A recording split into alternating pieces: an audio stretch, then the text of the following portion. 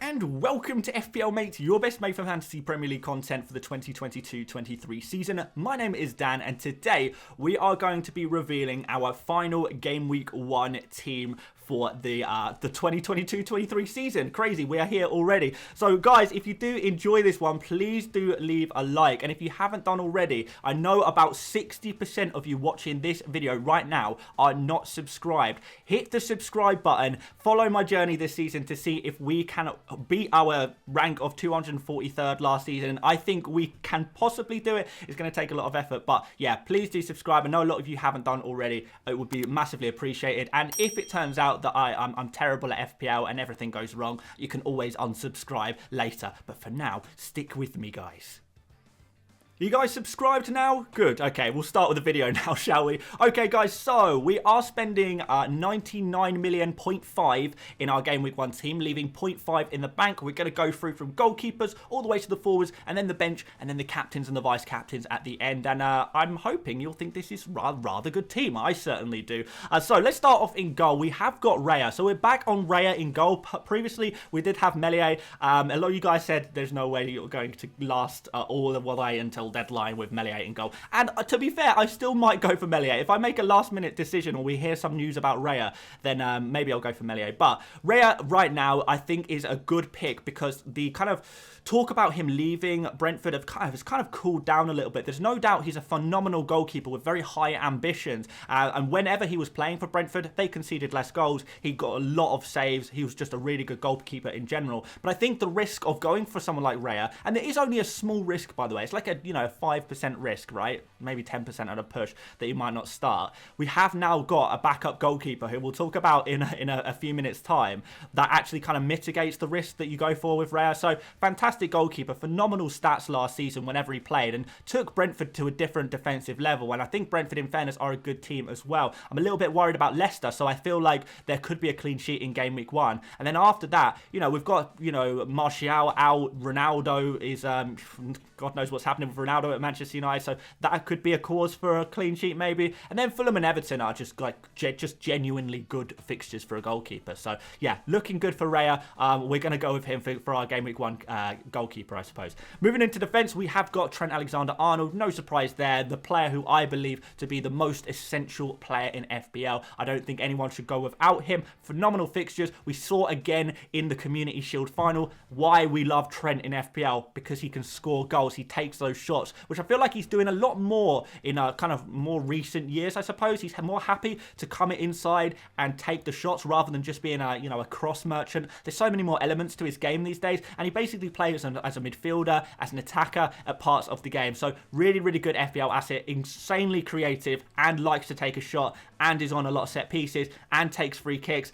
There's so much to love about him, and he is an absolute bargain despite the fact that he's the most expensive defender in the game. So we're going to be doubling up actually on Liverpool defenders with Robertson. Similar situation with the fixtures and stuff, and similar situations in the fact that with Liverpool players, not only do you get a great defence that keeps a lot of clean sheets, not only do you get these great fixtures, but you also have defenders who essentially operate as midfielders / forwards. Robertson, particularly when Diaz is playing, Diaz often goes quite wide, bringing Robertson inside and giving him opportunities to kind of take more shots and score those goals. And we saw that a lot last season, Robertson chipping in with goals and being in those right areas as well to make those little assists to those players slightly more central, the typical attackers. So I think he's going to do really well, and I wouldn't be totally surprised if Robertson was competing with Trent in terms of points. We know that the second half of last season, it was the Robertson show. He was getting way more points than Trent, so hopefully he can continue that form. Showed some good stuff in pre-season and the Community Shield final as well. So love that. Absolutely love the double Liverpool defence. That is the one for me.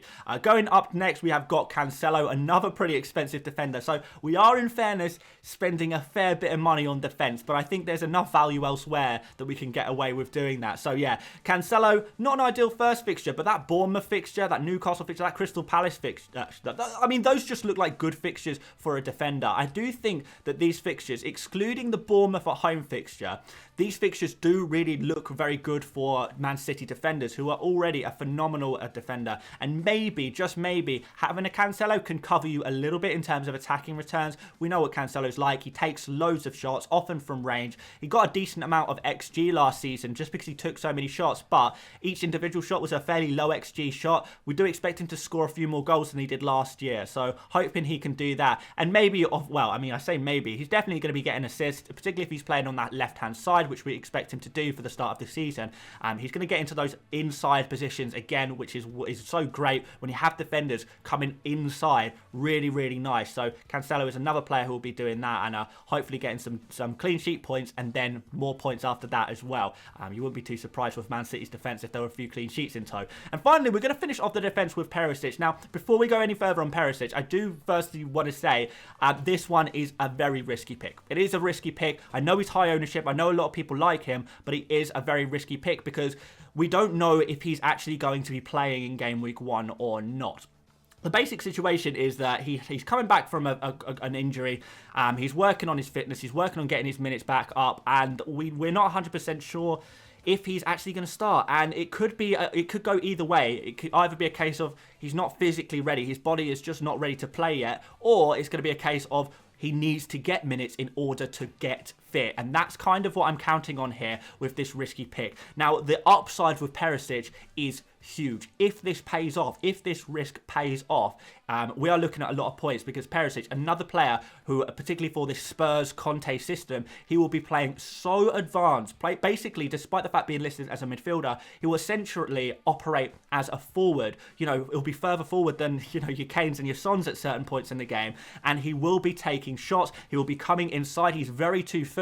He can come inside and take shots, you know, from either foot, whatever. Take those little crosses in, put those little cross passes across the box as well, fizzing them in to a Kane or a Son or the other wing-back on the other side as well. Maybe Kulusevski, although Kulusevski usually is a little bit deeper in those kind of situations. And we'll see some huge score potential. Like, we're talking a forward listed as a defender. That is pretty much what Perisic is. He's just a striker who's going to be playing technically left wing back, but really he's just going to be playing as a left winger, and he's a great goal scorer as well. We've seen it all before. But like I said, it's risky. His minutes risk. If it doesn't work out, what I basically want to say to you guys is I don't want to see comments saying, "Oh, you told me to pick Perisic," because I'm definitely not telling you to pick Perisic. I'm telling you that I'm picking Perisic. I'm happy to take a risk for my own team, but I just don't want you guys to feel like you have to take this risk alongside me. I just think the upside of this is so high that the amount of points that I could get if this pays off is quite significant, particularly against an opposition like Southampton. So even off the bench, if he comes off the bench and scores a goal, for example, that's still going to be way more points than a lot of the other players in FPL, isn't it? Going into midfield, guys, we have got Salah, really, really obvious one, really. Amazing fixture to start off the season, a player that always starts off the season very well, and a player that can do real damage if you don't have him in your FPL team. He's the best FPL asset probably of all time, for a very good reason. He does so well every year, and people continue to doubt him, so please continue to doubt him, and I will take the Salah points. I have no problem with that. He's just he's going to absolutely fly. Fulham, Crystal Palace at home, it's not a bad fixture. That Bournemouth in game week 4 is just primed and ready. It's going to be phenomenal for Salah. But a quick shout out to game week 3. Manchester United, one of Salah's favourite oppositions. I think it's technically Salah's second favourite opposition to play against. Let's see what can happen there. But the fixtures for Salah, they're just lined up so perfectly. I think he could absolutely destroy it in the first month of FPL, and gives me that fantastic captain option where I can basically just depend on him and captain him pretty much every single game week, certainly at the start of the season. Next up, we have got Saka. So we have got recent confirmation, well, I say confirmation, strong suggestion that Saka is going to be the penalty taker for Arsenal. And you wouldn't be surprised, whenever he's taken penalties for Arsenal, he has scored them. So, he's on a good bit of form there. He is super nailed on, which you don't get with some of the other Arsenal players. He is super attacking. He's super crucial and very integral to a lot of the Arsenal's attacking play. So I think he's going to be a really interesting pick. I know a lot of people are kind of going for Martinelli instead, or maybe they're going for both. But I do like Saka a lot as a slight differential, on a lot of other people are doing. Because that 8 million slot seems to be a slot where a lot of people are going for some slightly different players. Some people are going for a Mason Mount. Some people are going for a Man City midfielder maybe, or a Luis Diaz, or maybe Kulusevski as well, I'm going to back Saka. And there's definitely no bias there, I promise you guys. No, genuinely, there is no bias. I just think that he scored so many FPL points. He was one of the best FPL players in the second half of last season. He really was, and I just think he can do it again in a Arsenal team that is going to be hopefully more positive. And I love some of these fixtures. Leicester, Bournemouth, Fulham in a row, I love for an attacker. So very happy to go with Saka as my Arsenal midfielder, I guess. Next up, we've got Neto, a little bit template. He's got Leeds and Fulham first 2 games, and he comes in at 5.5 million. He's a player who is very, very good at footy. Yet last season, obviously he had injury problems, so he couldn't score as many FPL points as we hoped. But looking back a couple of seasons, he was on top of the world. Everyone thought this player is, this player is the real deal. He was going on to huge things, and I'm hoping he can recapture that. Certainly in pre-season, he has been the star of pre-season for Wolves, so it seems like he is going to come back into his element in the Premier League against these quite weak defences, you would say. And then after that, we can reassess whether we want to keep him. If he's in really good form and his form continues, we'll keep him. But this, I guess, is one of my flexi positions. I'd say Perisic, Saka, Neto, and the next midfielder, I would say are my flexi positions where I'm happy to move around to different players if things don't work out, which is part of the reason I've kept 0.5 in my bank, is because I do want to have that flexibility to move to different players if these players don't work out. So we've got Neto. Let's finish off the midfield with Bailey. I'm sure you guys have heard a lot about Bailey. I think when we first spoke about Bailey on this channel, he was at something like 0.9% owned. He is now up to 13.9% owned. So we are always ahead of the crowd, guys. We're always ahead of the curve, which is things you love to see, to be fair, isn't it? But yeah, Bailey pre-season has been doing so well. He really has been the star of the show for Aston Villa in pre-season, where a lot of the other players, a lot of the other attackers for Aston Villa have not really shown too much going on in pre-season, other than maybe like Archer. We'll perhaps talk about him in a minute. But yeah, Bailey has just been really, really good in pre-season. We know he's a fantastic player because, a couple of years ago, or less than a couple of years ago, he was absolutely destroying it in the Bundesliga when he was playing for Leverkusen. He came to Aston Villa, big money move. Unfortunately, had some injury problems, was struggling to get into the team. I think 1 year later, we're going to see the real Bailey again, and we get him this season for just 5 million, which, if you consider the player we all thought he was a year ago, a year and a bit ago, that is an insane amount of value for money. And he plays Bournemouth, who are, for all intents and purposes, kind of looking like they're going to have a tragic start to the season. All of the noise coming out of the Bournemouth camp is that Bournemouth are just not in a good state right now, and they're not ready for the Premier League. So we're probably going to want to have an Aston Villa attacker for that fixture. If Bournemouth aren't ready and Bournemouth are going to concede some goals, who do we think are going to score those goals? Well, my money's on Bailey. We've got Everton after that as well. Crystal Palace, West Ham, they're okay fixtures after that. They're not phenomenal fixtures, but if Bailey shows enough form and starts scoring goals, we'll be happy to keep him through the tough fixtures as well. Finally, up front, we've got Harry Kane to start us off. The experts pick for your premium forward, I suppose, if we go by the experts videos that I've made over the last few days. I think he is just a safe bet. He has been performing well over the last few seasons at the start of the season, and you can't tell me otherwise. He was just doing so well the second half of last season. Under Conte in particular, he was the best player statistically in the whole Premier League under so many metrics: shots, expected goals, shots in the box, big chances. Everything was coming to him directly. Everything was falling at his feet. And fair enough, he wasn't in the hottest of form at the second half of last season, but he was still scoring an insane amount of points. He's had a full pre-season behind him this year, a full Conte pre-season as well. So he's going to be in better shape to start the season than we have ever seen him before. We've got Southampton at home, first game week, which is a phenomenal fixture. We've got Nottingham Forest in a few weeks as well, which is really, really nice. I think Kane could be a real winner. Super nailed on penalties. Great stats at the end of last season, super crucial to his team. There is just so much to love about Harry Kane, to be honest, in terms of FPL. There really is. So for me, at this point, it's a no-brainer for me to go for Kane over Haaland. I'm not even thinking about going for Haaland. The only reason I would go for Haaland is if it is kind of because of that Game Week 2 fixture against Bournemouth, and I can always, make that transfer. I probably will just stick with Kane, to be fair, but I can always make that transfer if I change my mind. But yeah, Kane is the one for me. We've got Jesus up front as well. 74% ownership at time of recording.